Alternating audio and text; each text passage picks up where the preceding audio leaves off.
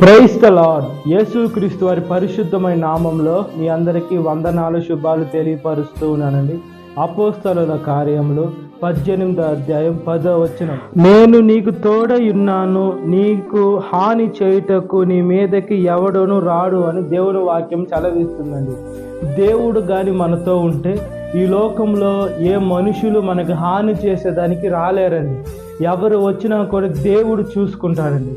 మనము ఈ లోకంలో మనుషులు తోడు కోరుకుంటున్నామా లేదా దేవుని తోడు కోరుకుంటున్నామని మనల్ని మనం పరీక్షించుకునే బిడలుగా ఉండాలి. మనుషులు తోడు మనం ఎప్పుడైతే కోరుకుంటే ఆ మనుషులు ఎప్పుడైనా మన చేయి వదిలేసి వెళ్ళిపోయేటువంటి మనుషులుగా ఉన్నారు. దేవుని తోడు మనం ఎప్పుడైతే కోరుకుంటే మనము దేవుని వదిలేస్తామేమో కానీ దేవుడైతే మనల్ని వదలదండి. దేవుడు ఎంతైనా నమ్మదగిన దేవుడు. ఈ లోకంలో ఎన్ని పాపాలు చేసినా కూడా తల్లి తమ బిడ్డని ప్రేమిస్తూనే ఉంటారు కొన్ని సందర్భాల్లో. అదేవిధంగా దేవుడు మనల్ని ప్రేమిస్తున్నాడు కాబట్టి మనల్ని చెయ్యి విడిచిపెట్టే దేవుడు కాదండి. మనమే దేవుని చెయ్యి విదిలించుకొని వెళ్ళిపోతున్నామా అని మనల్ని మనం పరీక్షించుకునే బిడలుగా ఉండాలండి. మనం ఎప్పుడైతే దేవుని బిడలుగా మనం జీవిస్తూ మనము కూడా దేవుడు చెయ్యి హోల్ చేసి పట్టుకుంటామో ఈ లోకంలో మనకి కీడు తలపెట్టాలని ఎవడు వచ్చినా కూడా దేవుడు రానివ్వకుండా హతం చేసేటువంటి నమ్మదగిన దేవుడై ఉన్నాడు. ఈ లోకంలో మనుషులతో మనం పోరాడేది కాదండి. మనం పోరాడే దేవుడు అంటే దురాత్మల సమూహంతో మనం పోరాడుతున్నాం.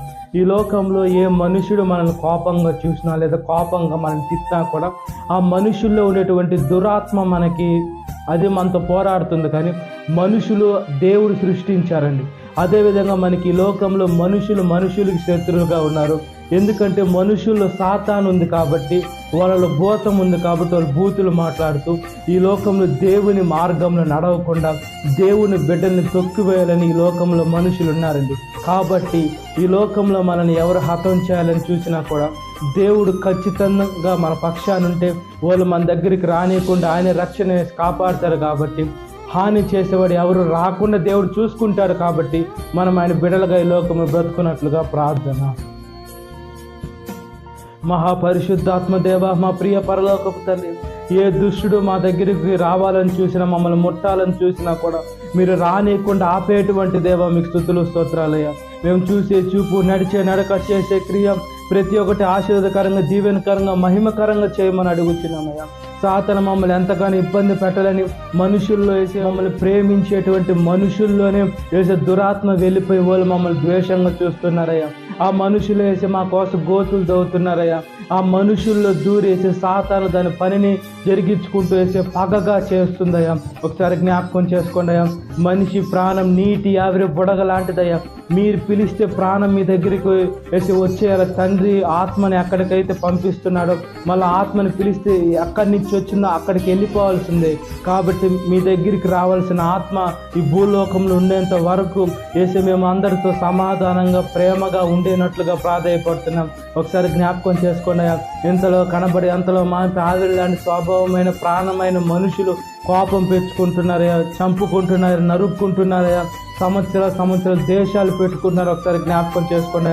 అలాంటి మనస్తత్వం మాకు లేకుండా అందరినీ ప్రేమించే బిడ్డలకు ఒకరు మాట్లాడుకున్నా, కొన్ని సందర్భాల్లో మాట్లాడుకున్నా కూడా వేసే వాళ్ళ కోసం ప్రార్థన చేసే బిడ్డలుగా, వాళ్ళ కుటుంబం రక్షణ కోరుకునే బిడ్డలుగా మేము ఉండునట్లుగా ప్రాధాయపడుతున్నాం. ఒకసారి జ్ఞాపకం చేసుకోండి. సాతాను శోధన ప్రతి ఒక్క బిడ్డని విడుదల దయచేయండి. ఈ వాక్యం విసిన ప్రతి ఒక్క బిడ్డని పేరు వస్తున్న జ్ఞాపకం చేసుకోండి. ఈ దినకాలపు దీవెనతో నింపమని నజరేయుడైన యేసుక్రీస్తు వారి పరిశుద్ధమైన నామంలో మిక్కిలి వినయం తడుచున్నాను నా పరలోకపు తండ్రి. Amen. Praise the Lord. God bless you. Have a great day.